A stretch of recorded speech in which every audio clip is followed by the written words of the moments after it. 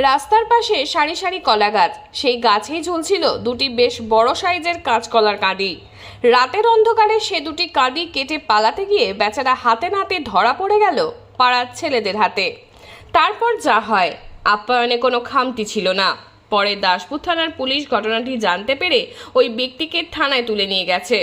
রীতিমতো অকাট্য সব প্রমাণ দেখিয়ে দুটি কলার কাঁদি ফিরে পেয়েছে মালিক। ঘটনা দাসপুর থানার সরবেরিয়া এলাকার শৌলান গ্রামের মাঝে যে হনুমান মন্দির, সেই এলাকায় রাস্তার ধারে ওই গ্রামেরই বাসিন্দা শুভঙ্কর সামন্ত বেশ কয়েকটি কলা গাছ লাগিয়েছিলেন। সেই কলা গাছগুলিতেই ঝুলছিল দুখানা কাঁচকলার কাঁদি।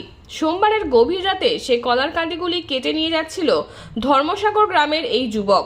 পাড়ার ছেলেরা একেবারে দুটি কলার কাঁদি সহ ওই যুবককে হাতে নাতে ধরে ফেলে।